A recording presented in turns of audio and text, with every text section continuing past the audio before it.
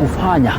Mimi huyu Mustafa tumejuana na familia yake karibu 20 years. Emma nilikutana naye through a friend of mine mwenye nilikuwa nimeenda kuona. Tangu ile umri ambao unafika unaona kwamba naweza tambua mtu fulani, hapo ndo niliweza kujua Emma. Na tangu tukiwa watoto tumeshinda tukicheza na Emma, tukitembeleana katika familia. Laiti Beatrice angelijua kuwa adui alikuwa tayari amemvamia. Bila shaka mbali ndiko tumetoka.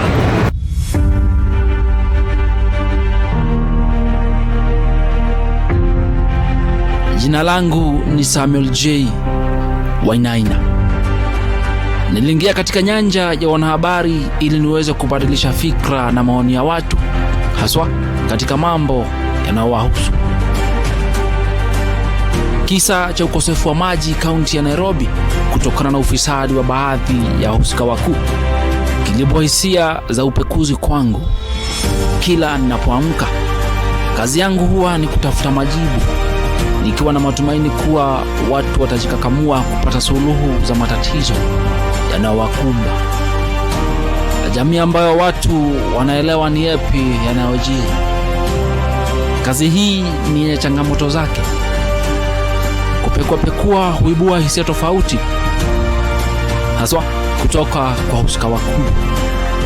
Lakini liwe liwalo, jua liwake lisiwake, hatutachoka, tutakesha, tutarauka kwa minajili ya kupata ukweli wa mambo. Hii ni Mboni ya TV47. Jina langu ni Samuel J. Wainaina.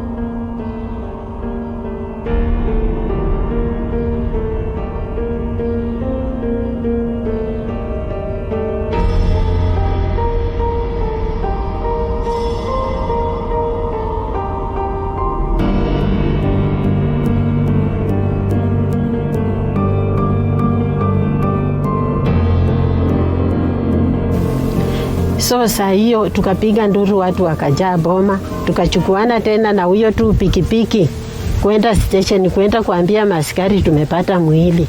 Tukaenda kufika hapo kuambia, wakaangalia OCS, wakakuja ndio wakaniambia lete blanketi. Tukachukua hiyo mwili wakaweka hapo, wakapiga picha, wakaanza kutafuta miguu, hakuna. Tukatafuta miguu, hakuna. Watu wamejaa hii shamba yote. Sasa my son-in-law mwenye ameoa msichana mkubwa ni askari, ametokezea kutoka Eldoret, pia yeye akafika. Bila alifika, tukapeleka hiyo nini bila miguu police station. Kufika huko wakasema ati tupeleke mochari. Huyo my son-in-law akasema tu tutapeleka mochari kama hatujafika kwa kina huyu kijana. Kwenda kwa kina huyu kijana ni yeye na kijana wangu na maaskari, watu wengine wabaki tu hapo kwa station. Na wakaenda na Land Rover ikuwa tu na hiyo mwili mpaka kwa kina huyo kijana. Kufika huko wakapata mama yake na kijana wao. Wakawauliza Mustafa ako wapi? Kijana huyu wa huyu mama naitwa Sadik akasema Mustafa amekuwa hapa, ameingia hapa na kinyasa na vest na manguo zenye ako nazo na damu ndizo hizi amesisoko, na hata bagi ya Emma ako nayo, hata hiyo simu yenye nilikuwa na communicate naye ako nazo amesibeba, siko kwa bagi, na manguo ya Emma hii ya chini alikuwa nayo, trouser filalimu alienda nayo. Baada ya mshukiwa mkuu Eid Mustafa kutua mbaroni, mahakama ya Eldoret ikaelekeza awekwe kizuizini kwa siku 20 ili kuwapa maafisa wa polisi wakati wa kufanya uchunguzi, na pia mshukiwa achunguzwe akili Kwa sasa kesi dhidi yake bado inaendelea.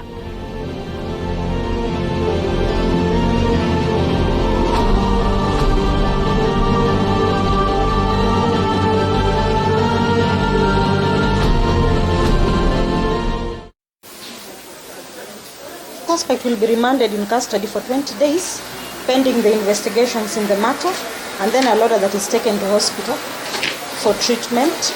Mentioned? Kesi yako itatajwa tarehe 22 mwezi wa 10.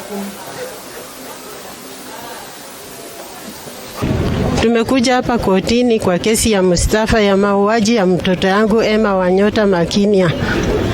Lakini ninahofia maisha yangu iko hatarini. Kuna wafungwa wenye wakitoka pale anawaambia vile akitoka ndani atatumaliza. Anatishia maisha yangu. Na kesi vile inafurutwa vile inaenda polepole hata tuelewi tunaenda wapi. Ninaona kama kesi ya Nancy imekuwa ya muda na paka saa hii wajafanya ruling. Hata hii yangu itaanza kufurutwa hivyo mwishowe tuone Mustafa ametoka ndani na ametuua. Sasa ninaomba serikali mtusaidie hii kesi ifanyike kwa haraka na ukweli haki itendeke. Mimi kwa saa hii sina uwezo wa ule, sina wakili. Sijui pia mimi kama nitaweza saidiwa na serikali.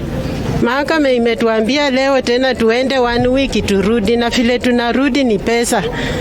Kila wakati vile tunarudi sijaona kama kuna any progress yenye tunasaidiwa. Tunaambiwa Mustafa wakili wake hayuko. Sasa ninashindwa mwenye ameua ndio anajaliwa sana ama ni mimi mwenye mtoto wangu alipoteza maisha kwa njia ya kutetanisha, na Mustafa anaendelea kuua na wanampea security yenye iko hali ya juu sana, na mimi sina security. Sijui serikali inafikiria aje kufanya mambo kama hayo. Munisaidie serikali tafadhali. Mustafa na mimi ni nani wa maana? Mustafa akiua yeye ndiye anapewa security ya maana kushinda mimi mwenye tuko hai saa hii. Chochote ikitendeka na mimi saa hii nitalaumu serikali. Naitwa William Edome. Mimi ndio baba ya Nancy mwenye aliuawa na Mustafa 2017 tarehe 25 mwezi wa 7. Ninashangaa kwa wakati huu wa serikali au mahakama ya Kenya hii kwa Mustafa kuua mtoto wangu na anapewa bond. Baada ya kupewa bond, yeye ndio mwenye kuja kupanga na kuenda kuua Emma tena mara ya pili. Kwa hivyo ninashangaa kwa mahakama kila wakati kusema kesi inaahirishwa. Itaahirishwa mpaka lini? Watoto wetu wamekuwa marehemu, wako kwa mchanga, na Mustafa bado anatembea akilindwa, akichungwa na askari, na anafika kwa mahakama anacheka vile anaona, ana BF vile anataka. Kwa hivyo tunataka haki yafanyike kwa haya maneno. Sijui ni watu wangapi ambaye sheria ya Kenya hii inaruhusu wawawe ndio hatua ichukuliwe, kwa sababu amefanya ile alifanya ya kwanza, amefanya ya pili, na bado anakaa hivyo mpaka hata tumekuja kuambiwa ati yeye anatupangia mambo ya sisi kuwawa. Ninashangaa anataka auwe watu wangapi ndio labda sheria ya nchi iweze kuchukua hatua. Mustafa amekuwa Kitale, akapanga mambo ya kukuja kuhakikisha kuua familia yetu. Licha ya hiyo amekuja ameua Emma. Hatujui ni nini sasa ambaye inafuata. Kwa majina mimi naitwa Job Manyasi Wanyota. Mimi ndio ndugu yake mkubwa Emma Makinia Wanyota. Na mimi nataka kusema hivi, sisi ni familia mahasola. Sisi tunategemea kibarua kutafuta kila siku. Ukiangalia sasa tumekuja kwa hii kesi mara 6. We are straining financially. Na bado tunaendelea kusukumwa mbele. Tujui sasa tutakuja hapa mara ngapi, ama tutashindwa kukua hata na uwezo wa kuweza kupata paka nauli ya kukuja huku hivi. Sisi tunataka haki ifanyike. haki venye Mustafa ako na haki zake, hata dada yangu ako na haki zake. Sisi tunataka tu haki, tutaki walemee mtu ama wafeve mwingine. Haki tu ifanyike na Mustafa awekwe mahali anahitajikana kukua, kwa sababu familia ngapi zitalia ndio hii kitu ifike mwisho. Hata juzi vile tulienda huko alikuwa anabeba mkono anataka apewe bond, hata si tukasema ni vizuri akipewa bond ndio mzuri, lakini tuliambiwa hii itawezekana. Sasa sijui kama serikali watanishughulikia kwa jiliona mimi ni mama mjane, niliwachwa na watoto 5 tangu 2004 wakiwa wadogo. Emma alikuwa miaka 4. Nimeshughulika nao, nimewasomesha, hata Job amesoma tu vizuri paka wapi na ana kazi. Anafanya tu kazi yenye anajitegemea. Tulitembea na makaratasi yake paka tukabeba mikono. Huyu wa pili ako tu kwa business. Kijana wa 3 hako tu, hakuna mwenye anafanya kazi, lakini kuwasomesha nimeshawasomesha vizuri. Sasa nilikuwa nasema Emma labda ndiye atanisongesha kidogo. Ningekuwa hata nimefanya nini, nimeendako 1 step ahead, lakini school fees ninalipa. Nimekuwa nikilipa hostel 5,000 kila mwezi. Ninalipa 9,000 kila mwezi ya Emma mpaka vile alimaliza. Wamesomea tu mashule yenye ukiona shule mzuri wachakuwa wakisomea shule hii ya chini. Nimekuwa nikistruggle nikawafikisha penye wako. Naona sasa mtoto amewawa kwa njia yenye ieleweki. Mustafa angewachiliwa kwa kesi ya Nancy, Emma angewawa. Emma ni one of the youth kanisani. Hata last Sunday youth walikuwa hapa, wale wenye walikuwa wamefunga wako siku ya mazishi, walikuwa wamekuja kuniambia pole. Hata ukienda kwa hiyo mazishi kutoka mochari, padri alikuweko. Emma hajakuwa ati mtu wa kunini wa kusumbua nini. Tumekuwa tukisindikishana na yeye, ninapanda gari anarudi, kila mtu anamjua. Emma ni mtu wa watu, hana maneno.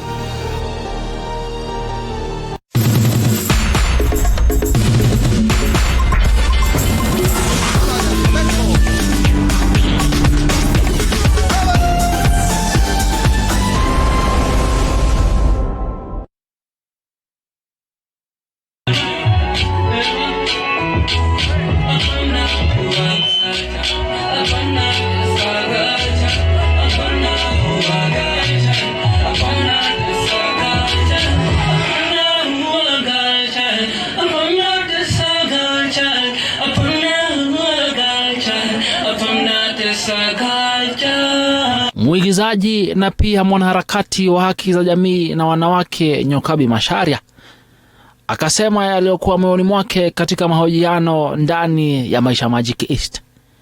Yes. Tunaogopa kuuliwa. Na unajua kesho ukienda kuripoti kwa police station atakwambia nini? Ulifanya nini kumseduce? Na raia atauliza ulikuwa umevaa nini? Utauliza ulikuwa umevaa nini ndio ufanye mtu akuje akudefile. And the thing is, tunauliwa na wanaume, tunajua wanaume hatujui wote, chali yako, bro yako, kila msee, hao ndo wase wanatuua. Nasikia? And this is the thing, hao wanaume si wanyama. Ni pasi, ni mse anawachi show, ni governor, ni mse mwenye nyi ukutananga na yeye kwa club, ni mse anakutumianga tu video to WhatsApp hapo, tufani ameslide kwa DM. Ando wase hawana dhamana, hawajui dhamana ya life yetu. And you know the truth is, life yako na life yangu zote zina matter. It doesn't matter if we agree, it doesn't matter kama uko na degree na mimi sijui nachomelea uko ma plastics, I matter. And the thing is, utaongea mbaya sana kuhusu Slay Queen leo, but also wanaua kila mtu, wanaua mother, watoi, madem, kila mtu. And I promise you, kitu kikuhapenia leo, kesho utakuwa kwa gazeti na headlines zote zitaandika vile Slay Queen aliuliwa. mtu na akili zake atatype hiyo headline, and the thing is mraia atakuja, atapost, atacomment, atashare na ataconvince kila mtu vile wewe slay queen ulikuwa na deserve hiyo kifo. Hakuna mse ana deserve hiyo kifo. Kila mse ana deserve ku live. You understand? So point yangu ni tuache kuuliwa. Madem tuache kuuliwa. Because madem pia ni binadamu. I think we need to appreciate that there is a problem in our country. And this problem is something we call mental health issue. This is where someone is not able to think or act in the right way because there are some pressures coming from maybe the society and also mostly the society, because even the family gets there. So I think that is one thing that we need to appreciate as Kenyans, that there's a lot of mental health issues, that we need to do something about it. It's not something threatening. It's just the way someone would have a physical issue, that I have a headache. So having some mental health issue is because we have a lot of pressures, maybe work, maybe school, a lot of expectations from the society. You are given like a line of how things should be done in your life, and so you feel like you really want to run the race. So at a given point you feel like I'm giving up. Kuna wengine wako na personality disorder na unakuta kwamba ni mingi, na hizi personality disorder wakati mwingine zinaelekeza mtu kimawazo. Sana sana ziko kwa akili, ni kama mental challenge, lakini unakuta kwamba huyu mtu amezaliwa nazo na zinaonekana mtu akiwa katika adult age. Sana sana teenager hatuwezi sema wako nayo, akiwa miaka 18 hivi kwenda juu. Zingine tunaita borderline personality disorder. Unakuta hii inaelekeza mtu kufanya kitendo cha kuua, anakuanga hana utu na anakosa kitu kinaitwa empathy. The orientation of the society is like, what are your results? The first person, the kid has done class 8, the first question you meet this kid and ask, ulipata ngapi? How much did you score? And that interprets what the society will look at you because of your performance. So I think the pressure of performance and expectations from the society, for the family, we start with the family line and then the society. That is what maybe is putting a lot of pressures in these young people. And then they come up with stress issues. They have some things that we can see, but maybe we don't interpret like they are issues that could be anything abnormal. Because when you see someone maybe wanting to sleep so much, not wanting to be alone, that is a sign like this guy, something is happening. But because there's a lot of denial in mental health issues, where people think if you have a mental health issue, when it's easy, So it is misinterpreted, and maybe they don't take action on the same point. Because most of these people have mental health issues. The ones who will take a point and maybe be an abuser. So when someone turns to be an abuser, either he has a traumatic issue, maybe that he grew up, he was abused, and so he turns to be an abuser. The others are being formed by the society, by the expectations. I am expected to treat this girl with A, B, C, D. I don't have a job. If I don't have a job, what does that mean? I can't be able to take her out. So the next minute she says, I don't belong in the league of being the boyfriend. I feel frustrated and I wonder, how will I tell the other guys that this girl left me? Vijana kuna wamekosa kitu tunaita life skills. Life skills tunasema ni zile mambo ambazo zinanisaidia kupigana na changamoto za kila siku. Kama kijana akiendelea kuwa mkubwa, ana grow hivi, unakuta kwamba kuna changamoto mingi sana. Na hizi life skills tunasema anajijua, self awareness. Kama mtu anajua kwamba ako na anger issues, anajua kwamba ako na challenge pengine ya mental, na katika kujijua mtu anajijuanga katika dimensions zote. Anajijua hisia zake, anajua maumbile yake, na kitu kingine inafanya vijana wakuwe na challenge sana ni kukosa hii skills tunaita dealing with emotions. Na wakati anakosa skills another thing is hawana uwezo wa kudeal with stress, and the only thing now, because nimekataliwa, the only thing I can do is to harm that person. Na that's why tunaona anakosa what we call resilience skill, ni ule uwezo wa kuvumilia mambo magumu. The other thing is the orientation of boys. When boys are growing up, the first thing, even when they are small boys, they are oriented to get things not so easily. And so when they're growing up, they will fight for something, for a ball, not because there is anything much about it, but it's somewhat the natural way for men to get things and to make a status of what I achieve. You know, that's why boys will be playing somewhere and wanafaitia maybe a ball or something, and when they feel so nice. So this is a natural way for men. That's how they get their status, because I achieved by working so hard, that's why I'm here. And so he has really worked so hard to get this girl. And he has a lot of expectations. However, maybe in between, he feels that when I'm hurt, I need to fight, because the same way I grew up knowing if ukona hii ball ni yetu si wote tunastahili kucheza, but you're pulling it out. So how would I get it from you? So if you're hurt, the orientation is, if I'm hurt, that means I need to attack, you know. So mostly that is how the boys are coming up to protect their status, because I had a girlfriend. I could walk telling people I have a girlfriend. No, I don't. Not because I decided, but because she thought I'm not good enough. Yeah. Ukiangalia kesi mingi, ukienda chini, tunaita kwa the self awareness tree, unajua mti iko na track na iko na mizizi yake. Ukienda chini ya mizizi unakuta kwamba nyumbani kwao sana sana kulikuwa na issues of violence. Pengine ni baba alikuwa, ukikuta kwamba mtoto alilelewa katika mazingira environment ambayo ni iko na a lot of violence, na akakuwa na ile wazo na ikakiingia katika mawazo yake ya kwamba dunia iko kama hivi. Yeah, maybe starting from the family point before I get to the girls and the boys. Parents, we are at that point where we are not helping our kids to learn how to fail.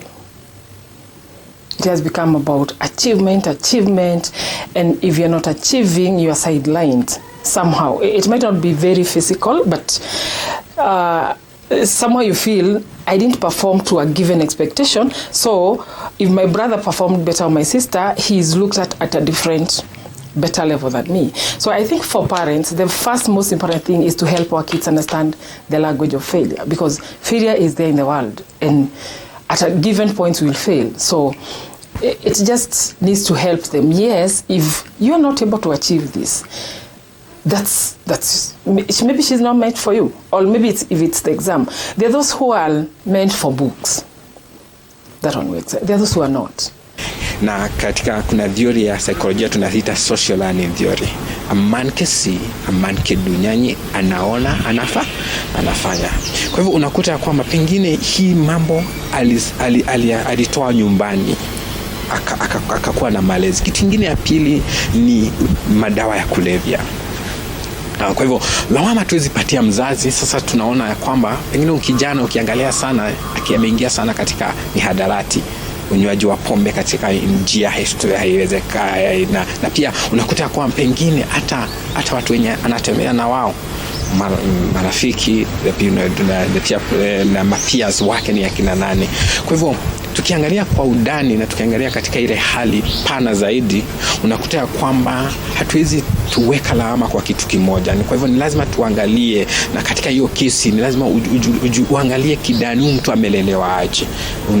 Na wakati tunasaidia watu kama hao, tunafanya interrogation. There's something that we call psychoanalysis.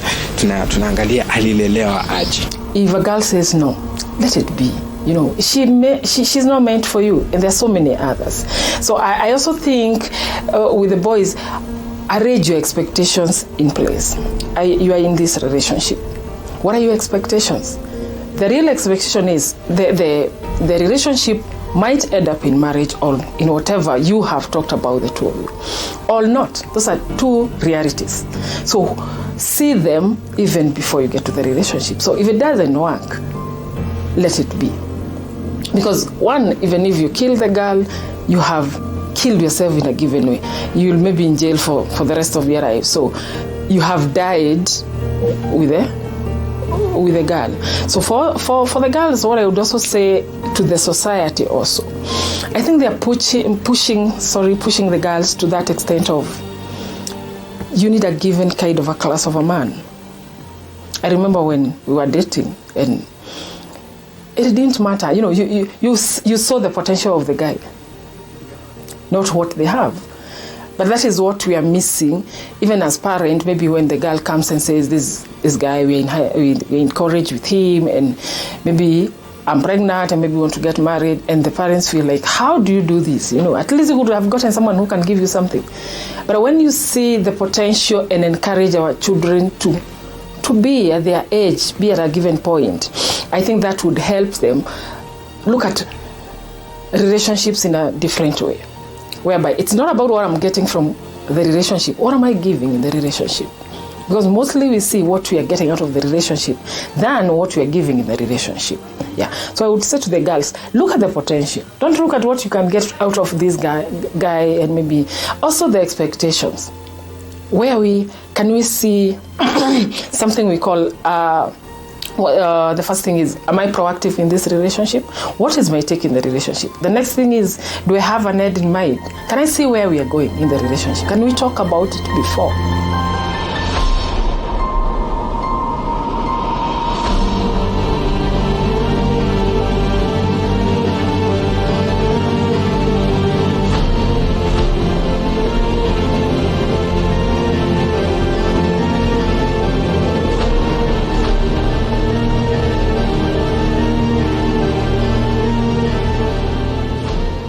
Yote 9.